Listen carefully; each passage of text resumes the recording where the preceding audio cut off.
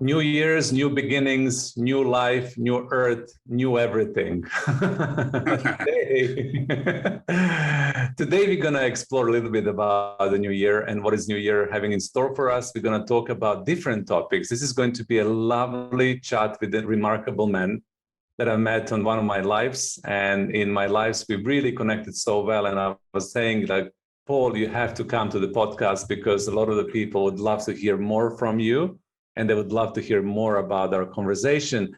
And as you know, this is a space of elevation of your mind, of your heart, of your soul to the next level of yourself. This is the time when you really plug into this podcast to get inspired, to get taken into the journeys of exploration of yourself, and then taken into the journey of exploring reality as we know it for today. So Paul is a remarkable man who is going to introduce himself. I'm just going to tell a few bits and pieces about him. He is a tourist guide. He is also a life coach, and he's passionate about offering his clients unique and personal experiences in a professional and career manner. So he is a great coach. Welcome, Paul. Thank you, Zoran. Thank you for having me. I really appreciate the time. Hope everyone is well out there. Yes, so kind of my own little story in a nutshell is I've actually been involved in construction for 30 years. And over the last 10 years of my own personal journey, I've gone through a lot of change, both personal, energetic, spiritual, if you want to call it, not to get too deep into that. But a number of years ago, I kind of started looking at my own life and the value of my own life and what it had to offer, and to other people, but to myself as well. Not in a selfish way, but rather in a self-nurturing way. And on my 50th birthday, I was kind of blessed to go out to the Cedarburg, which is a beautiful area about 3 hours out of Cape Town.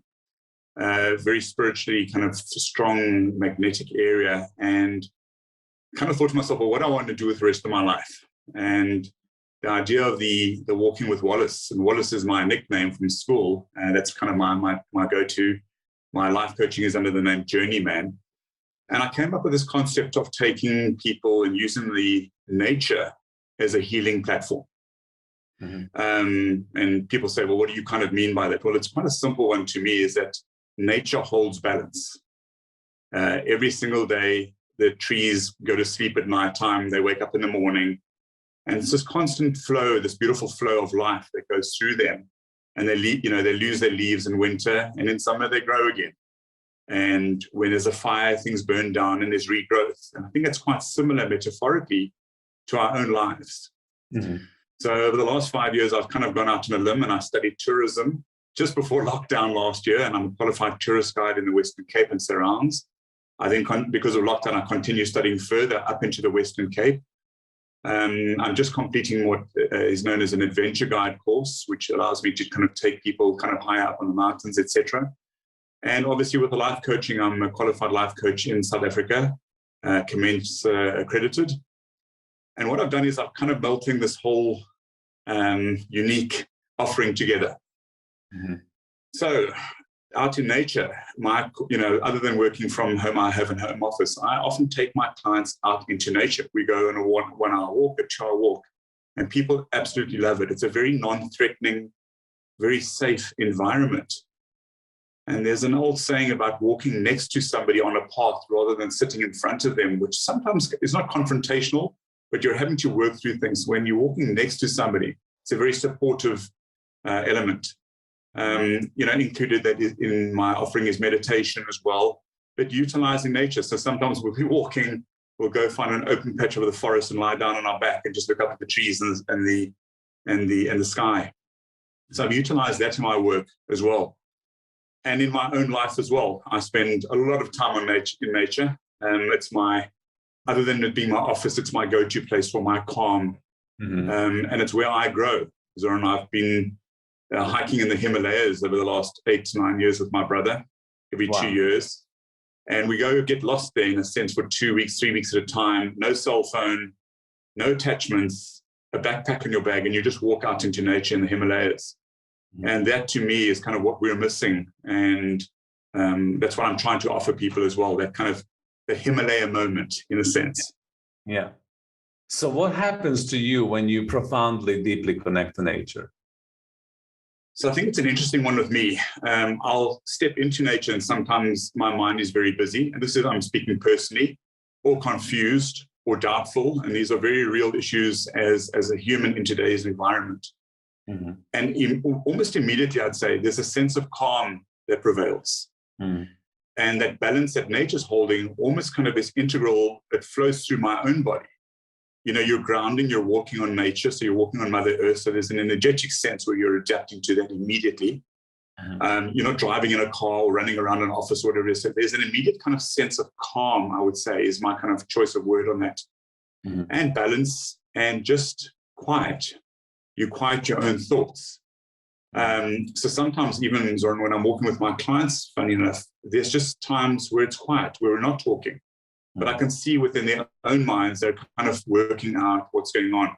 You know, it's that kind of crazy puzzle we all get given. And how do the gears connect?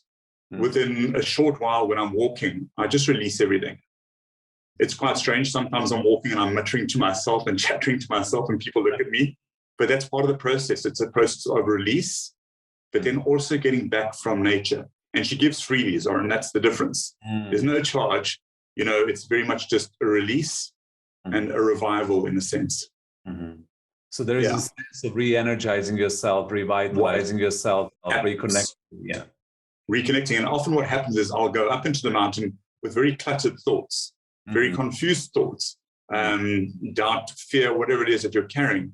And by the time I'm finished a hike or a walk, and it can be a very short time, it can be a half an hour, 45 minutes, an hour, whatever.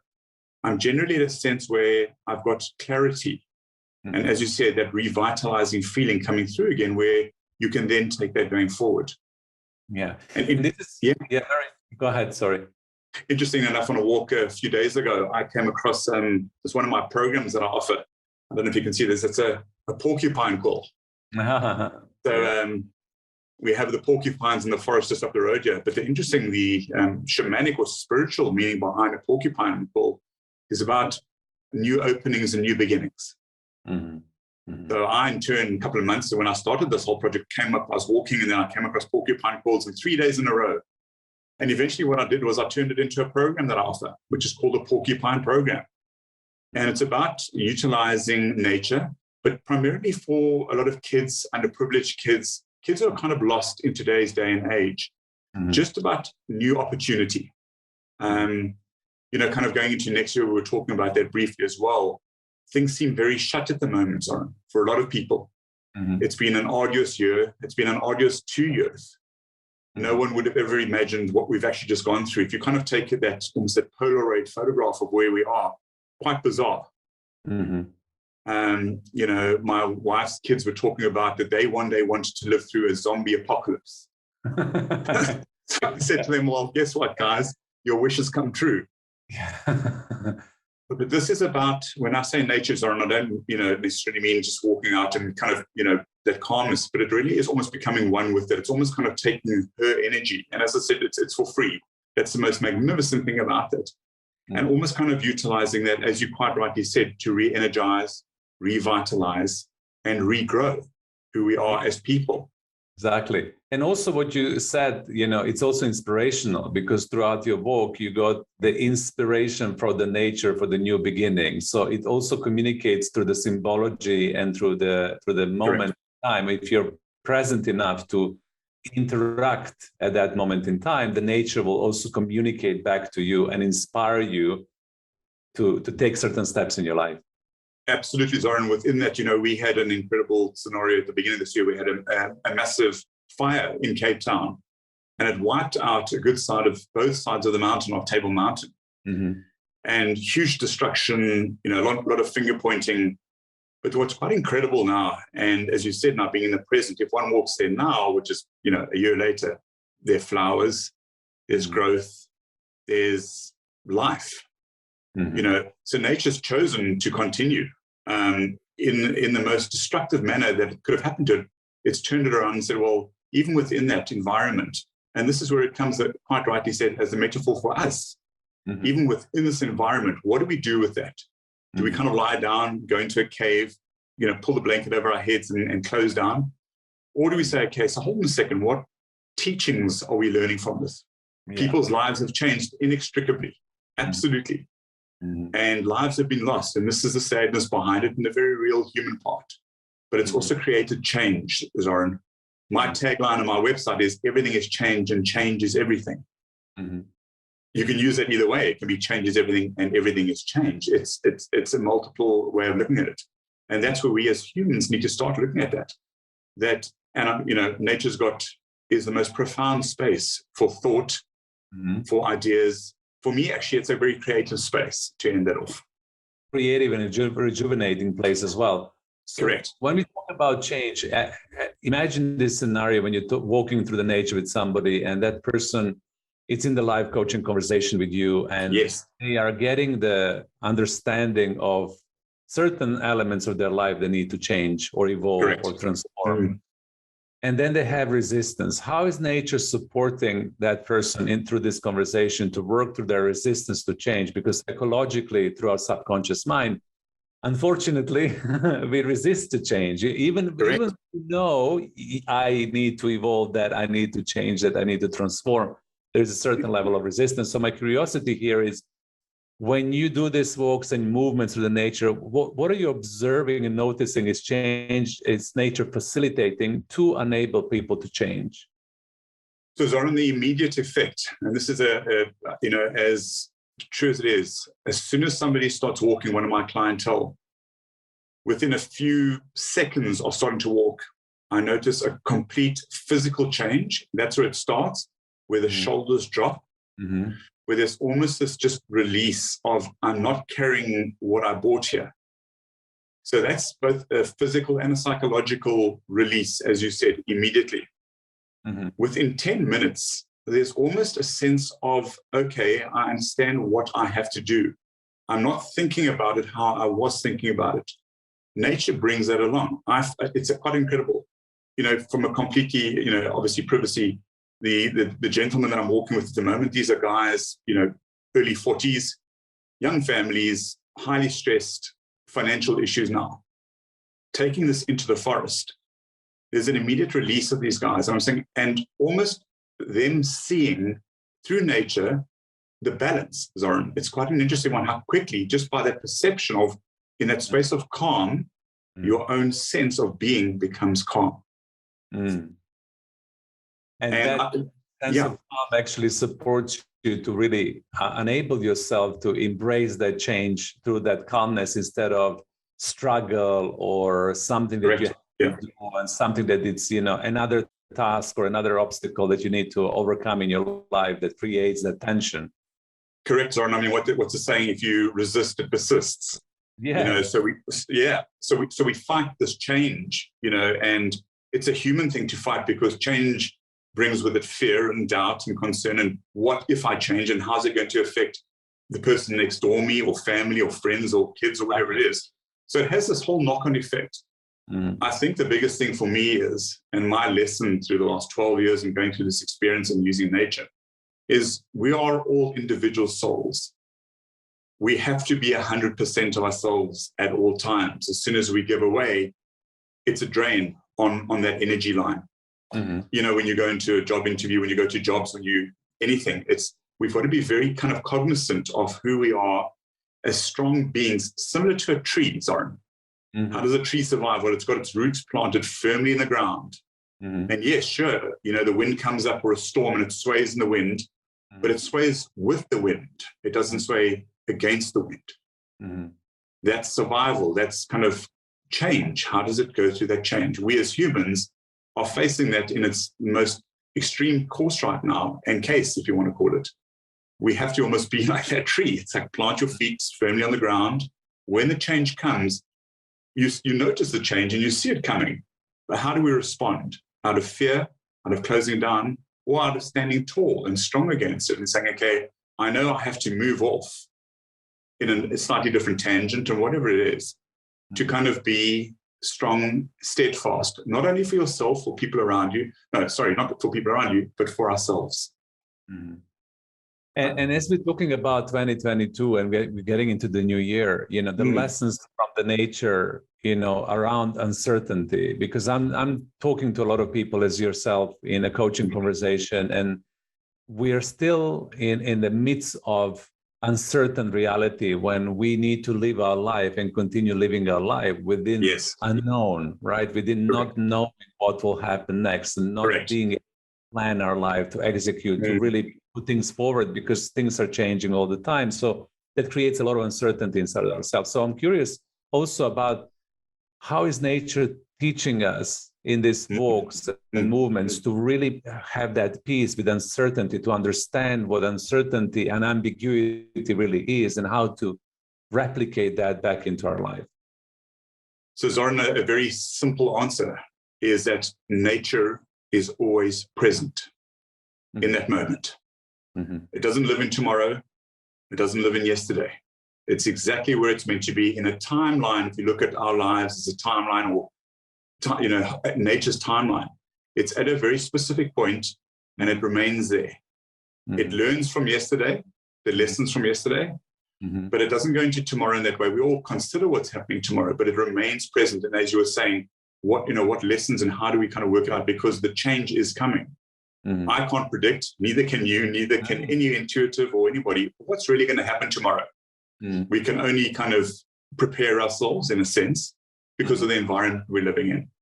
But I think the biggest lesson here, and it's a very good point that you brought up, and it relates to being present and mindful and consciously aware of where we are in the current moment.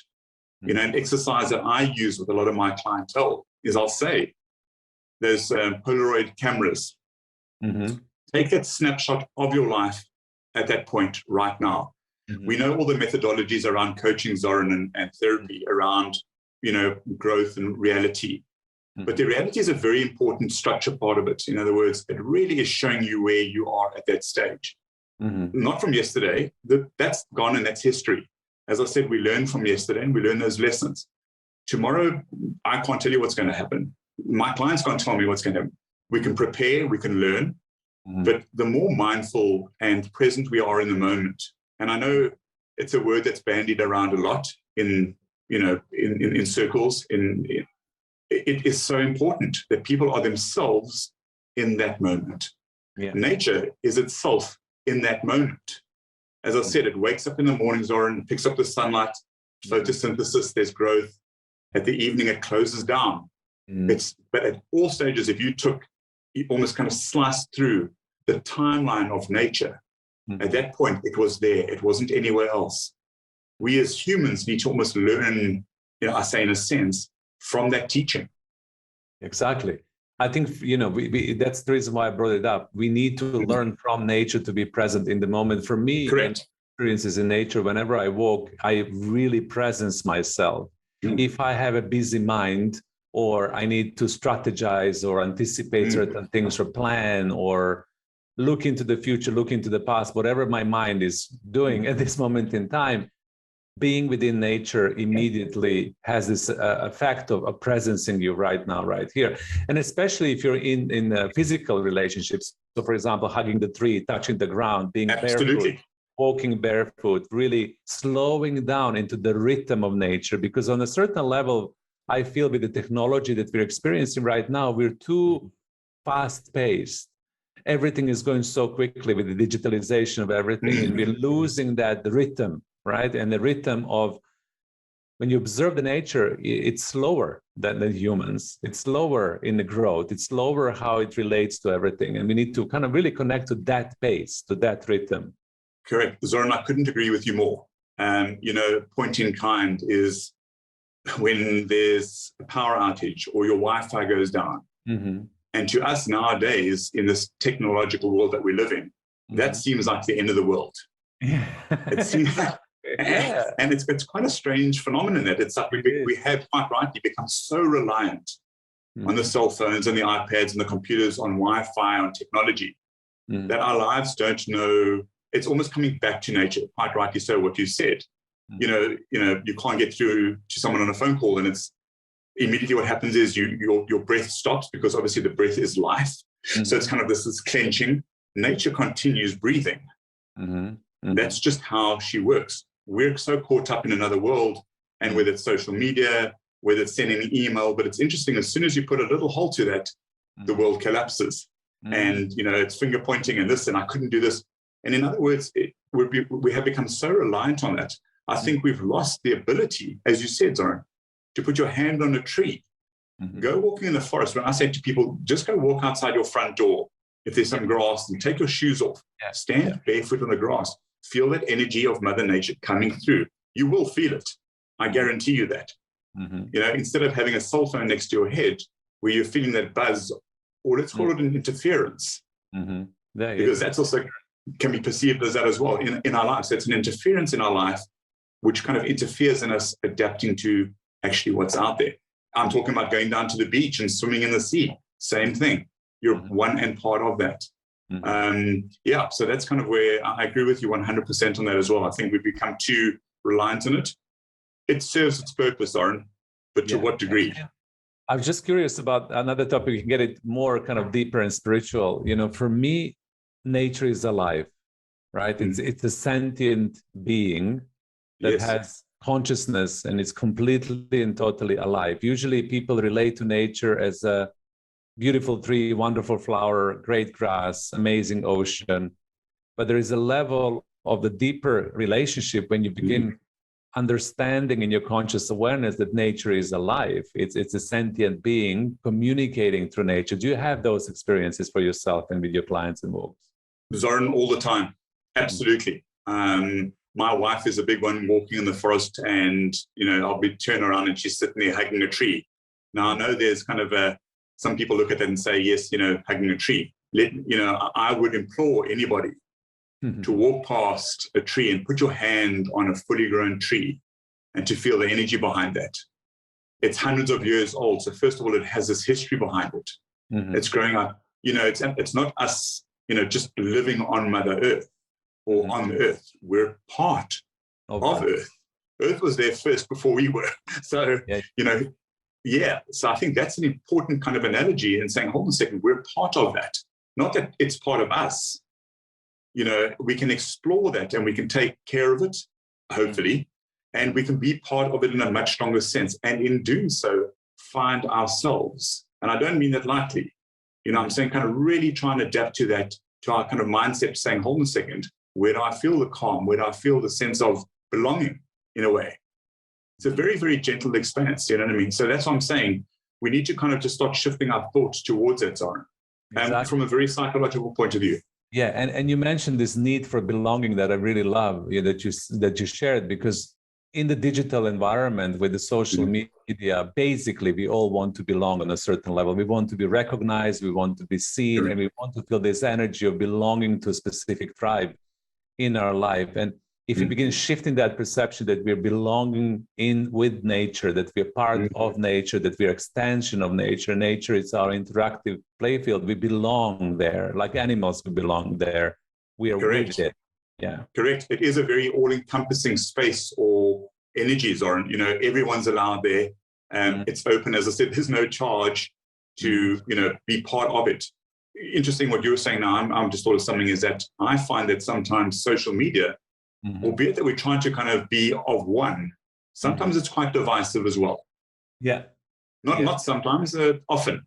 So there's an interesting kind of analogy. We're saying, okay, it's trying to bring people together, and you can look at the social media platforms, but in its own right, there's been quite a negative energy around it and a spin-off as well, with this, I don't want to say, hate mail, whatever it is, whatever kind of example one uses. So there's got to be a balance there. As you're quite rightly saying, and I agree with you again, nature doesn't hold that. It offers a platform of space, of welcome, of revitalizing energy. As I said, you just step into it and that's what you're given. Quite incredible. We've kind of chosen, Zoran, to go the technology route.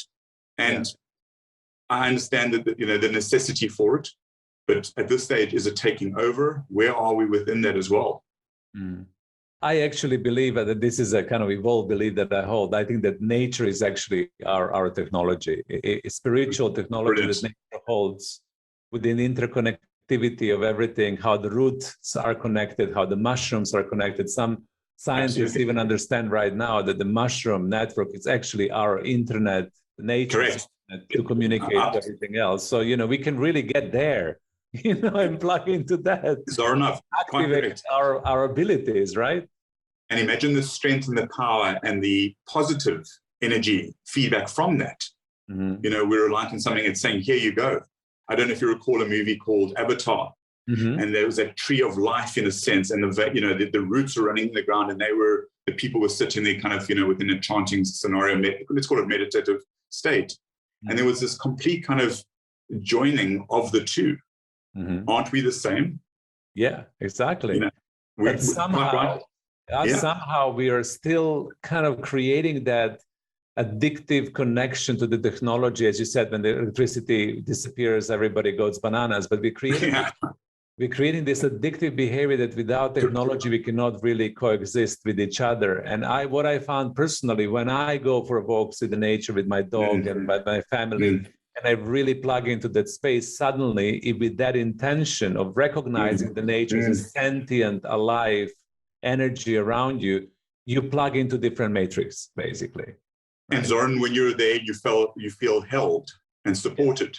Yes, and loved. And love. So, so it's all these kind of wonderful, positive, energetic feelings that come from being in that space. And as I said, it can be a 5-minute walk in nature or a 5-hour hike. It's the same thing. It's kind of, okay, I'm in a safe space. It's listening to me in that sense.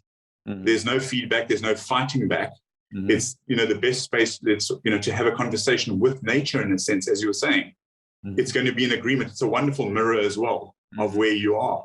You take your sadness into that area, Zoran. I often go up there if I'm, let's say, angry, sad, and I'll walk up there and I'll almost, almost relieving myself of those negative energies. And what nature does, this is a brilliant thing about it, as you said quite rightly, it accepts it, it takes it with warm embrace, it holds it for you, and it releases you and it lets you go. Mm-hmm.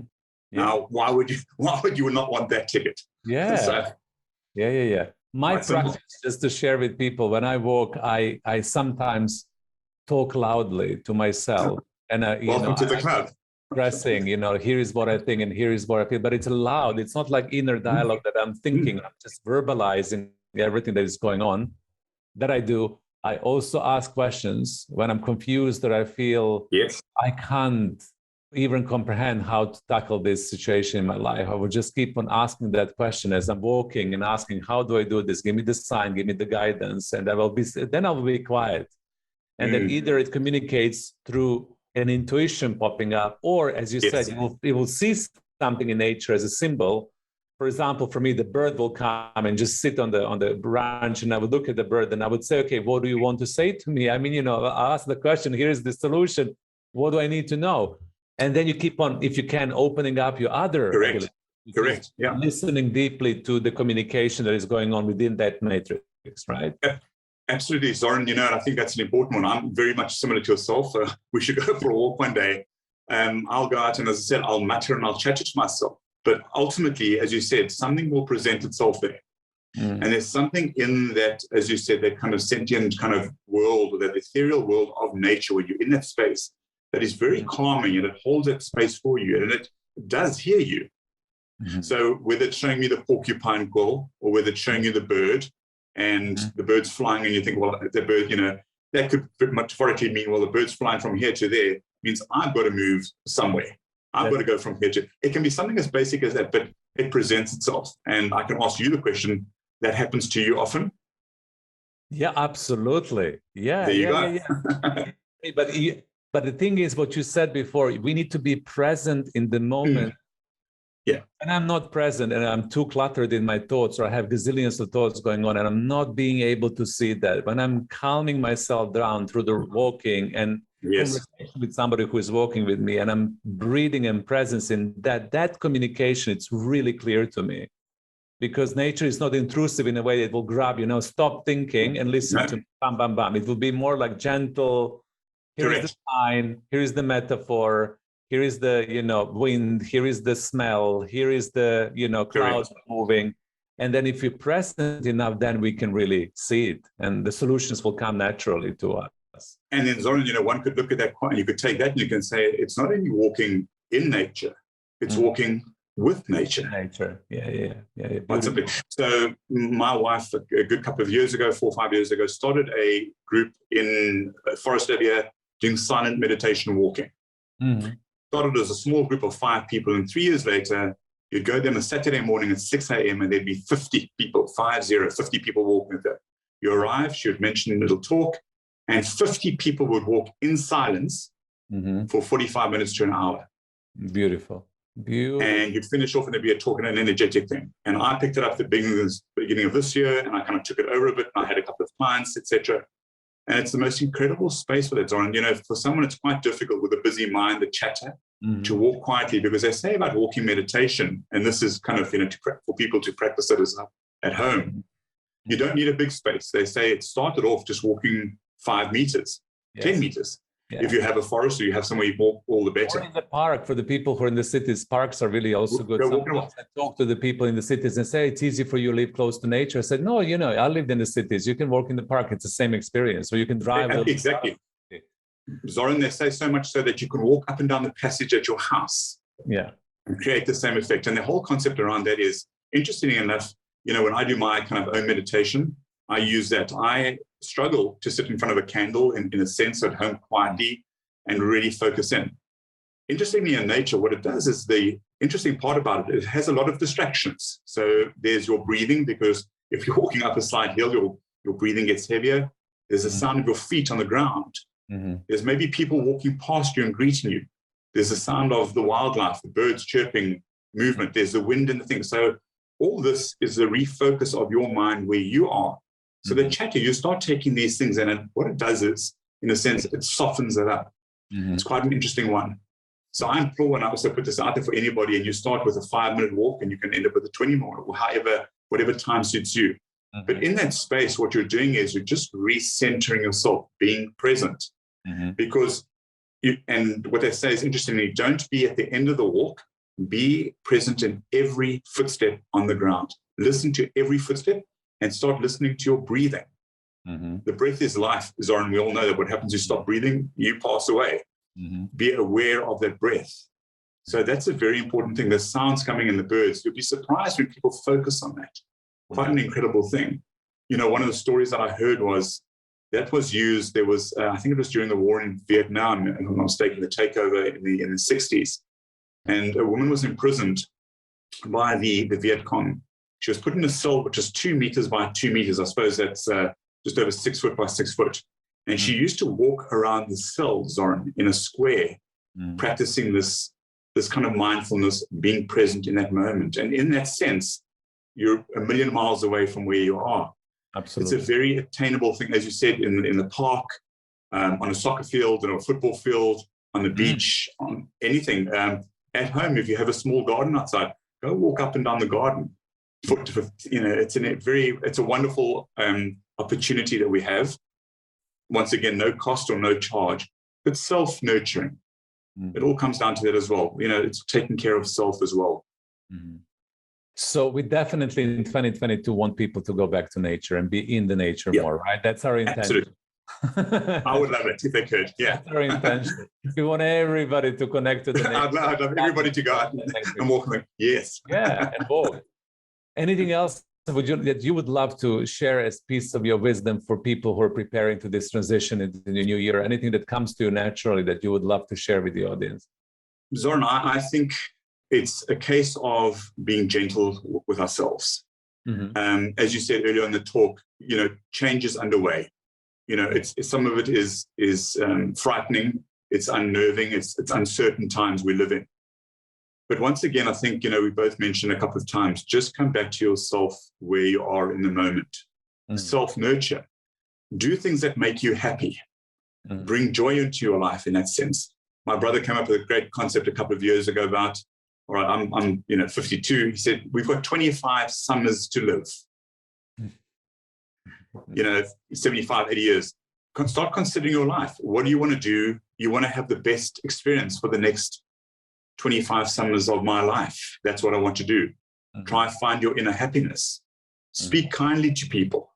Words are, in a sense, are spells. the right choice of words energetically is such a beautiful thing. Be mindful of that as well. Be brave, be courageous in the change, but also understand that out of chaos comes calm, Zoran. Nature shows us that. Our own lives show that. If I had said to you a year and a half ago, would you have believed we're going to go into a pandemic, shutting the doors, shutting the world around? You would have said, you've got to be crazy. I applaud you, because a year and a half later, you're sitting there and you're giving of your own energy and you're helping people. And this is what it's about. We actually have to be there for one another, Zoran, at this stage. Yeah. So, supporting, guiding, loving, as you said, most importantly, love with the heart. So I just think for me, it's kind of live your life, live within the realms that we're in, but just live it to the fullest. Do what you want to do for yourself. What makes you happy? My big thing was my whole journey. So what makes my heart smile again? Oh, I love that question. That's a great coaching question. What makes your heart smile again? What makes your heart smile? Yeah. And Zoran, it can be the smallest thing. It really can be eating a lovely meal, walking with a loved one on the beach, playing music, whatever it is. What makes your heart smile? And I think that's what we need to kind of start moving back towards a bit, specifically under the circumstances. As you quite right, there is a reality check. But is that what's going, do we let that control us, or do we take charge here? Are we accountable? We're responsible for, that's the biggest, life coaching, we're all the coaches around that, being responsible and accountable for our own happiness. What makes your heart smile? It's a great question. Beautiful question. And we're going to stay with that. We're going to stay with that because I really would love people to carry that energy that you just brought through right now into the 2022. Like, what will make your heart smile? And I would add to that, what can make you feel sovereign and feel completely in charge with your life? And I think, once again, the lessons from nature are teaching us that, because nature is sovereign. Nature is so strong in its own essence. And if you observe the nature, you can get that sense of sovereignty, that nature makes right choices at the right time for itself. So in addition to what makes your heart smile, what can make you feeling sovereign? Absolutely, Zoran. I think that's first and foremost. It's like those, we've chatted before about it, like on those TV games where there's an energy bar on the top, and every time you get knocked or hit, the energy bar goes down. How do we replenish that energy bar? How do we get our timeline to move beautifully along its own kind of natural course, in a sense? The COVID did this to everybody's timeline, and everybody's kind of what do we do? How do you smooth that out again? How do you replenish your time bar, your energy line, in a sense? And the sovereign is important. It's kind of, how do we make ourselves kings and queens again? Of course. Even under these circumstances, we mustn't lose sight of that. Humanity is as such that if we're strong, both, we have a strong foundation as people, there's growth for you, and there's, commitment and communication. Everything ties into itself very quietly and very lovely around those kind of elements. Beautiful. Paul, thank you so much for this wonderful chat today on this podcast. I hope that our audience had so much to enjoy and to elevate. Thank you, Zoran. The energy that you bring when it comes to your heart and your nature, and how you're putting it across to other people. It's really beautiful and inspiring. We will tag you into this podcast so people can. Thank you, Zoran. Right now, even if you're in South Africa, I'm here in Spain, we can work across the world with people, even walk in the nature and connect telepathically. That's absolutely. I like that. It's very good. Yeah. But thank you so much for being our guest today, for sharing your wisdom. And for the audience, thank you so much for listening, for being here with us, for coming back to this podcast every week to elevate, to feel different, to really step out of your boxes and to enjoy the life from a completely different point of view. So thank you so much, Paul. Thank you. Thank you, Zoran. Take care, and go have a blessed interview, everybody, and go gentle into the new year. Bye for now.